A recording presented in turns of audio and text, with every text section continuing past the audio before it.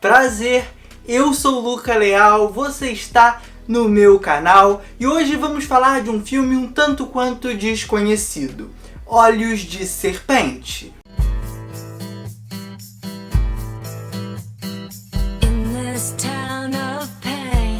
Um policial local está curtindo uma luta de boxe a convite de seu melhor amigo. No entanto, durante o evento, um assassinato ocorre. O ministro da Defesa dos Estados Unidos sofre um atentado. Isso faz com que ele e o melhor amigo que o convidou iniciem uma investigação, que vai desembocar em uma grande conspiração. Olhos de Serpente, lançado em 1998, é um filme de Brian De Palma, um dos grandes cineastas da nova Hollywood, mas que acaba sempre sendo um pouquinho escondido se comparado aos outros nomes que surgiram ali com ele, como por exemplo Scorsese, Coppola, o próprio George Lucas de Star Wars, Steven Spielberg, entre alguns outros nomes. Mas não se engane, De Palma tem verdadeiros filmaços na bagagem. Dublê de Corpo, Os Intocáveis, o primeiro Missão Impossível é dirigido por ele, entre outros filmes. No entanto, eu decidi falar de uma produção um pouco mais obscura, menos conhecida pelo público geral. E aqui nós temos um filme de investigação policial que por muitas vezes vai flertar com o cinema noir, vai falar dessa corrupção do mundo da política e da política, e para além disso, vai desenvolver os seus personagens de forma um pouco mais ambígua, com algumas viradas no roteiro, várias surpresas. No entanto, eu quero usar como pilar central e linha argumentativa focal dessa crítica aqui a certa emulação que o Brian De Palma faz em vários filmes de sua filmografia, inclusive nesse aqui, do que o Hitchcock vai empregar nos seus principais clássicos. E quando eu estou me referindo a uma emulação, a uma tentativa de reproduzir o que o Hitchcock faz, eu não estou falando num sentido de desmerecer o trabalho do Brian De Palma. Afinal, é muito fácil transformar essa tentativa de emulação em algo tosco, em uma cópia barata. No entanto, não é isso que acontece aqui. Brian De Palma se utiliza dos maneirismos de Hitchcock para engrandecer, para enriquecer a sua narrativa cinematográfica. Principalmente no que diz respeito à estruturação da história, como as viradas no roteiro vão aparecer, como ele vai nos apresentar os seus plots e, acima de tudo, na construção do suspense, da tensão. E Hitchcock era o mestre, era o pai dessa arte. Então nada mais justo do que você beber na fonte. Em Olhos de Serpente, uma característica muito marcante nesse sentido são os planos longos ou os planos sequências. Inclusive, o filme abre de certa maneira com um longo plano sequência acompanhando o personagem do Nicolas Cage, o nosso protagonista. É um plano que, para além do estabelecimento do local, para a gente ter uma noção de onde cada coisa está acontecendo e de onde cada personagem está, ele serve para nos ditar o ritmo da obra, que vai seguir uma certa energia, uma cadência mais acelerada. Vai vir informação de todos os lados, informações cruzadas, informações mentirosas, e nós vamos aprendendo aos poucos a lidar com isso. Inclusive, outro aspecto que aparece aqui são os pontos de vista, que acabam reforçando esse teor caótico que eu mencionei. Afinal, nós não temos apenas uma versão dos acontecimentos do filme, mas sim várias versões. Uma por um aspecto um pouco mais subjetivo, outra por um aspecto mais mentiroso de fato, outro que se aproxima um pouco mais da realidade. As câmeras de segurança são outro ponto de vista para além dos personagens. Olha como o filme consegue incorporar à sua narrativa uma temática muito interessante e um potencial de discussões muito rico.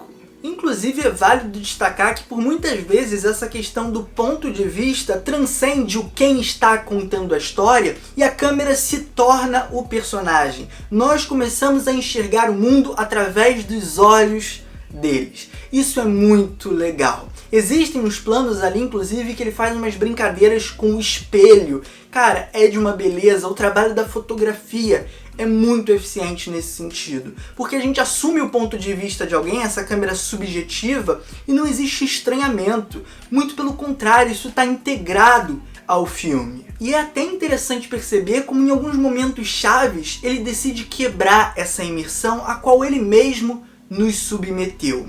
Um exemplo é o momento que a câmera toma aquele plano zenital e revela o cenário como sendo de fato um cenário fake. Ele quebra a diegese. E cada um desses elementos, cada um desses recursos cinematográficos vai incrementando a narrativa. E não estão lá apenas para satisfazer um fetiche do diretor que quer aparecer.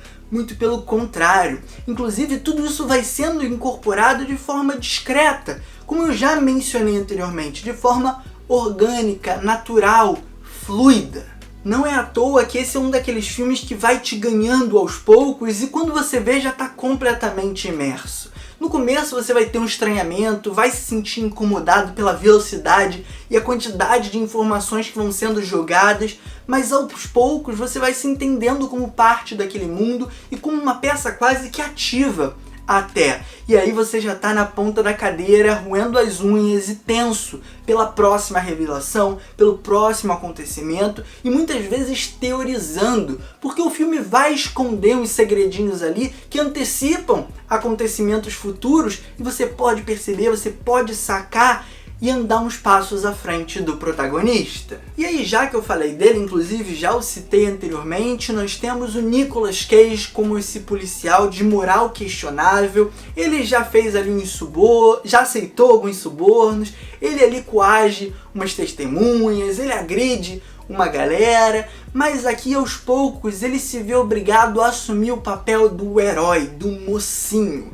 É de certa forma uma subversão do gênero noir.